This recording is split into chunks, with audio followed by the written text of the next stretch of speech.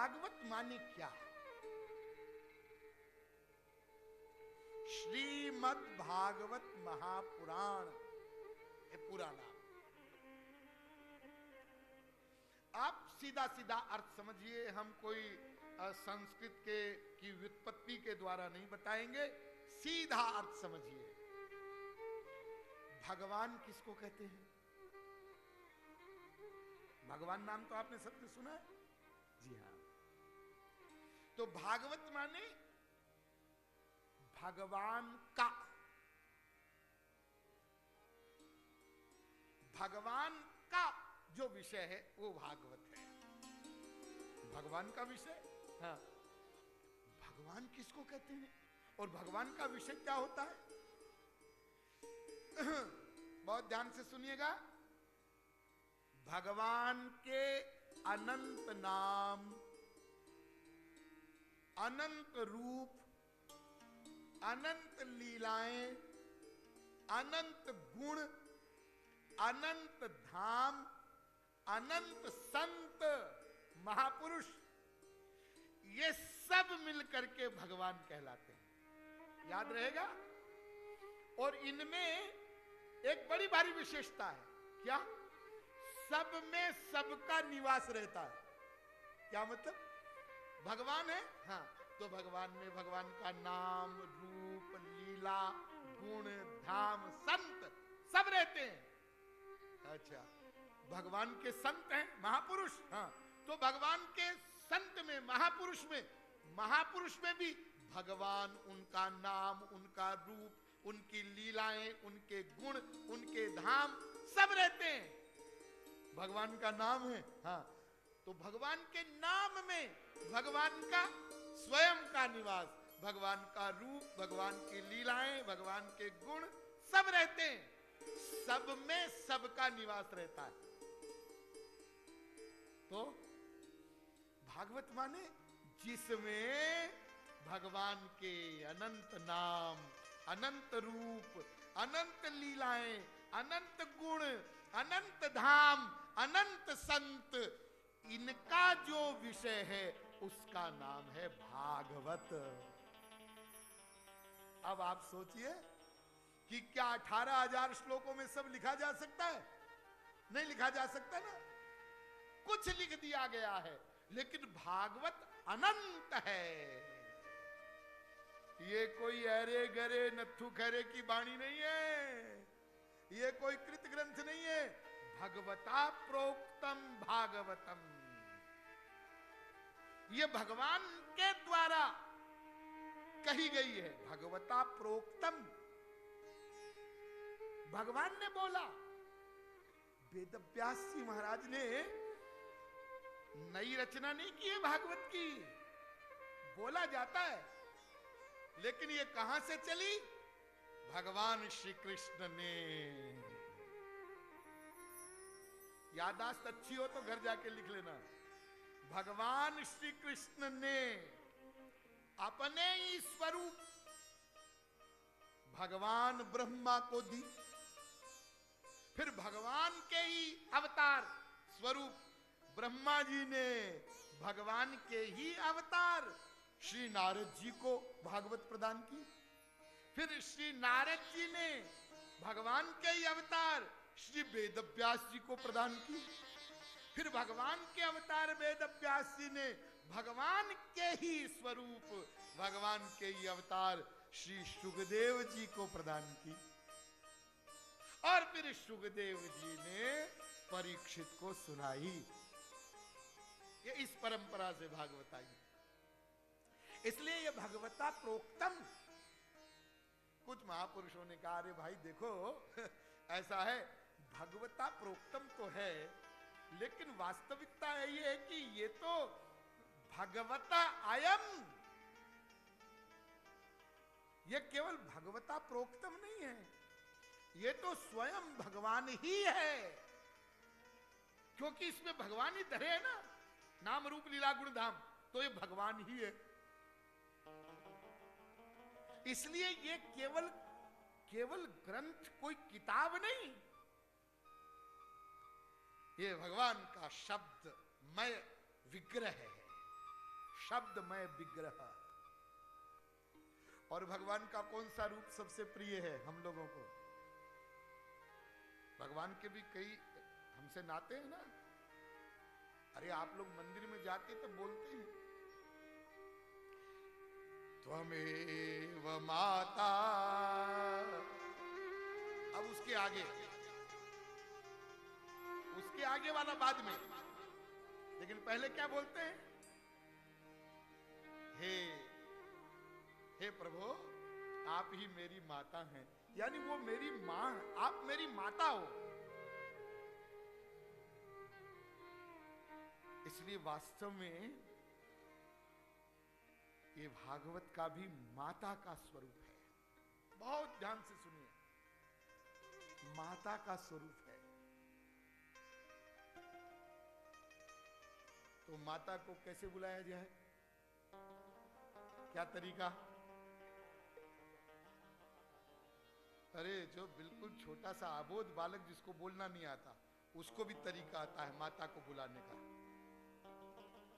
हा? जिस तरीके से मां तुरंत दौड़ कर आती है वो क्या है? रोना।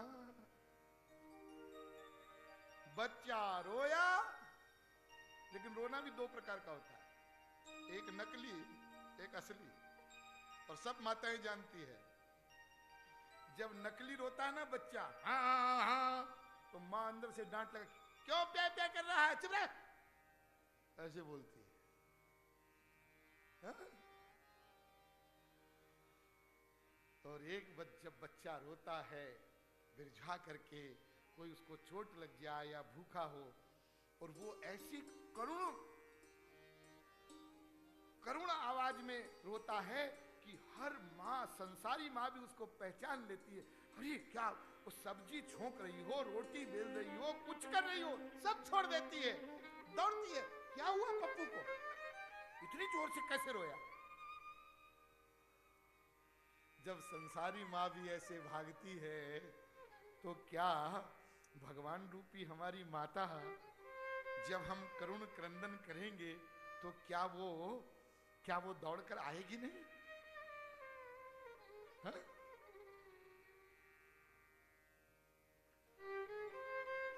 लेकिन ध्यान दीजिए, वो तो बहुत उच्च कोटि की बात है। ये भागवत रूपी जो माता है, ये माता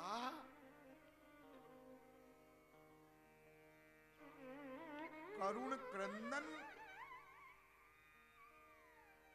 न करने पर भी केवल कुछ लोग मन में भाव बनाते हैं।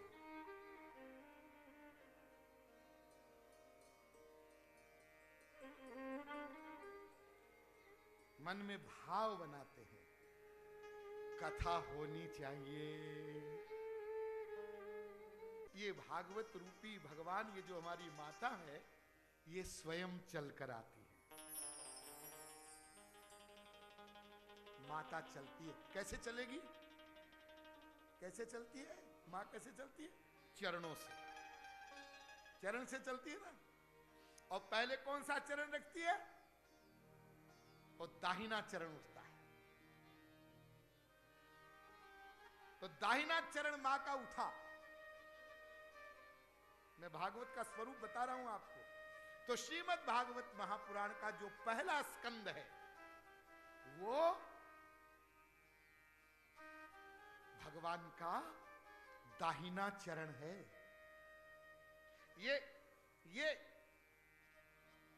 ये भगवता आयम है ना, तो भगवान के 12 अंग बताए गए हैं, 12 अंग। और श्रीमद् भागवत महापुराण के 12 स्कंद है। तो ये 12 स्कंद कैसे हैं वो हम आपको बता रहे हैं कि वो माता चली तो पहला कदम आगे बढ़ाया, दक्षिण चरण। तो पहला स्कंद भगवान का दक्षिण चरण है। फिर दूसरा कदम आगे बढ़ाया तो दूसरा स्कंद बायां चरण, वाम चरण है। अब दाहिना बायां, दाहिना बायां, ऐसे चलती हुई बालक के पास आ गई। अब क्या करेगी मां? बालक को गोद में उठाएगी, है ना? तो गोद में उठाने के लिए क्या करेगी? अपनी भुजाओं को फैलाएगी।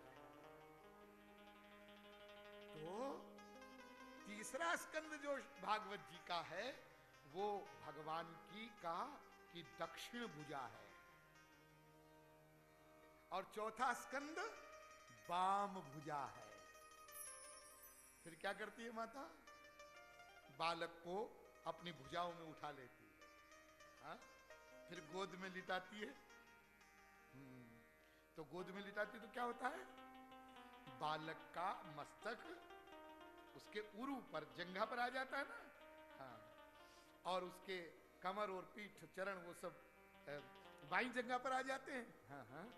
तो श्रीमद् भागवत महापुराण का जो 5वां स्कंद है वो माता की, भगवान की का दाहिना उरु है। छठा स्कंद वाम उरु है। अब क्या करेगी माता? रो रहा था बच्चा, दुखी था, हाँ, तो अपना हाथ दाहिना सबसे पहले बच्चे के मस्तक पर घुमाती है। इसलिए 7वां स्कंद भगवान का दक्षिण करतल है। फिर क्या करती है माता? बच्चा भूखा है, इसको दुग्ध पान करवाऊं। तो 8वां स्कंद भगवान का दक्षिण वक्ष है। 9वां स्कंद भगवान का वाम वक्ष है। माता दुग्ध पान करवाती है बालक को, फिर एक तरफ जब दुग्ध कम रह गया, अब भूखा है बच्चा, तो उसका सिर इधर कर लेती है, फिर वाम वक्ष से दुग्ध पान करवाती है। और तब माता के हृदय में बालक के प्रति वात्सल्य उमड़ता है। तो 10वां स्कंद जो है तो वाम वक्ष के नीचे 10वां स्कंद जो है वो भगवान का हृदय है। एकादश स्कंद 11वां स्कंद तो भगवान का मस्तक है, और 12वां स्कंद वाम पाणि तलम भगवान का बाएं हाथ का करतल है। श्रीनाथ जी के आप दर्शन करते हैं, भगवान ने अपना हस्त कमल ऊपर करके सब जीवों का आह्वान किया है, आ जाओ मेरी शरण में, मैं तुम्हें पुकार रहा हूं, आ जाओ आ जाओ।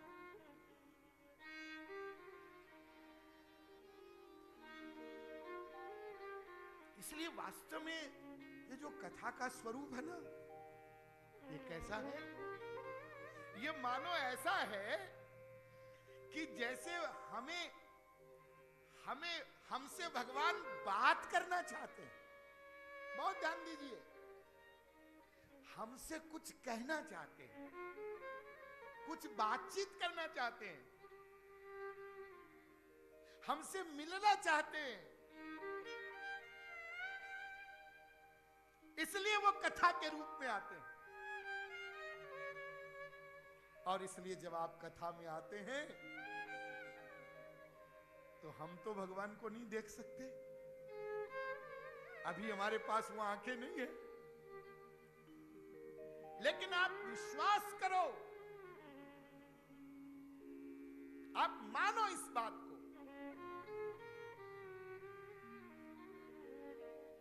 और फिर देखिए आपको कितना रस आएगा। भले ही हम भगवान को नहीं देख सकते हैं, वो हमें देखते हैं, प्रत्येक श्रोता को देखते हैं। ये कैसे मुझे सुन रहा है, और आप जितना आनंद पूर्वक, प्रेम पूर्वक भगवान की कथा को सुनते हैं, आपको देखकर भगवान बहुत आनंदित होते हैं। कितने प्रेम से ये मेरा विषय सुन रहा है।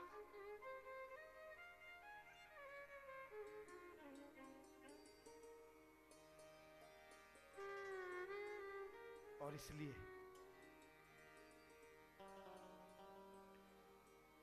आप जब नहीं आते हैं तो ये भी भगवान देखते हैं। क्या बात है, आज अग्रवाल नहीं आया, आज खेतान फैमिली किधर बैठी है? आज वो नहीं दिख रहा है। हाँ, ऐसे देखते हैं।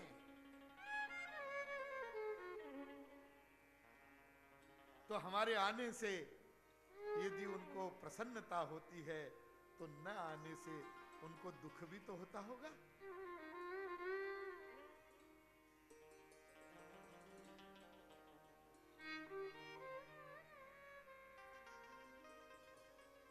ये आह्वान है, ये भगवान का अपने बालकों के लिए आह्वान है।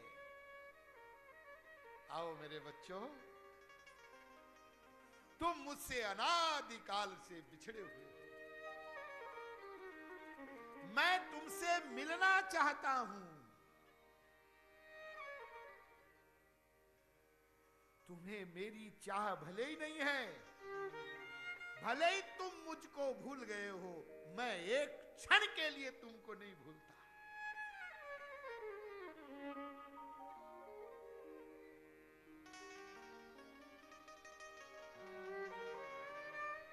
सोचिए, कभी आप सोचिए,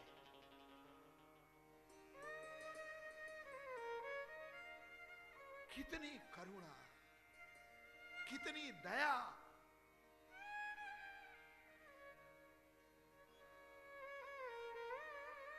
ये संसार बनाया,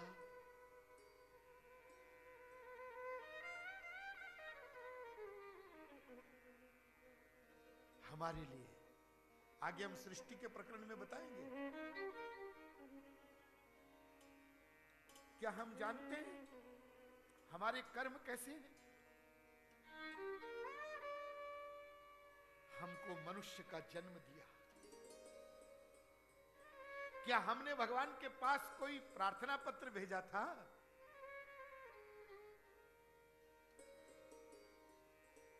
क्या प्रार्थना पत्र में हमने लिखा था कि हमको भारत में जन्म देना? क्या हमने उनसे निवेदन किया था कि भारत में भी हमको अमुक परिवार में जन्म देना, अमुक माता के गर्भ से जन्म देना?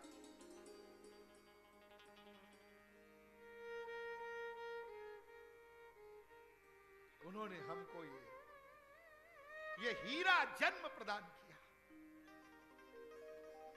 हम तो बालक थे, हम खाना पीना कुछ नहीं जानते थे। हमारा शरीर कैसे चलेगा? इधर बालक का जन्म हुआ, इधर मां के स्तन से दूध टपका।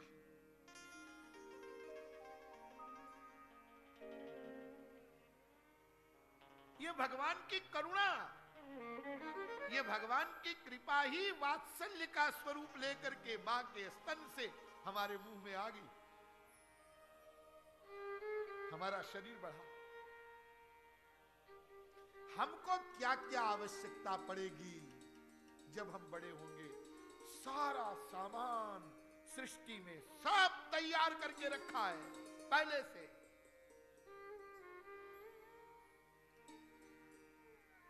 हमको देखने की शक्ति दी, हमको सुनने की शक्ति दी, हमको बोलने की शक्ति दी, हमको चलने की शक्ति दी, हमको कर्म करने की शक्ति दी, हमको सोचने की शक्ति दी, हमको बुद्धि दी, हमारी आत्मा में चैतन्यता का गुण प्रदान किया। ये जो कुछ भी हमारे पास है, ये सब भगवान की कृपा है, उनकी करुणा है। और ये एक एक जो सामान हमारे पास है, ये सब अनमोल है, इनकी कोई कीमत नहीं है। और उस करुणा में, उस दयामय भगवान को हम भूले हुए हैं। हम कितने निर्लज्ज बालक हैं कि हम ऐसे दयालु, ऐसे कृपालु भगवान को भूले हुए हैं और कहते हैं कि हमें फुर्सत नहीं है। सोचिए, लोग ऐसा ऐसा अज्ञान युक्त वाक्य बोलते हैं। क्या करें जी, कथा में कैसे आवे, हमको तो सांस लेने की फुर्सत नहीं। सोचिए, जिसकी कृपा से तुम्हारी सांसें चल रही है, जिसकी करुणा से तुम सांस लेते हो, उस पिता की वार्तालाप सुनने के लिए तुम्हारे पास फुर्सत नहीं है।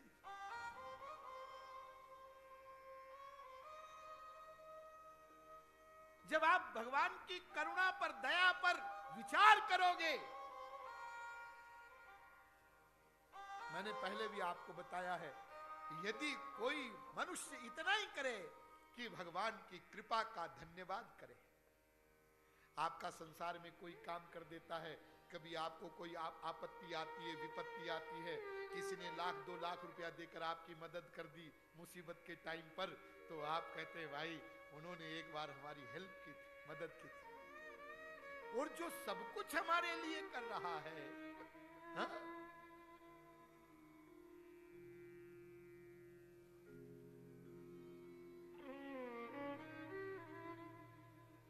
फिर भी हमारा हृदय शिकायतों से भरा रहता है।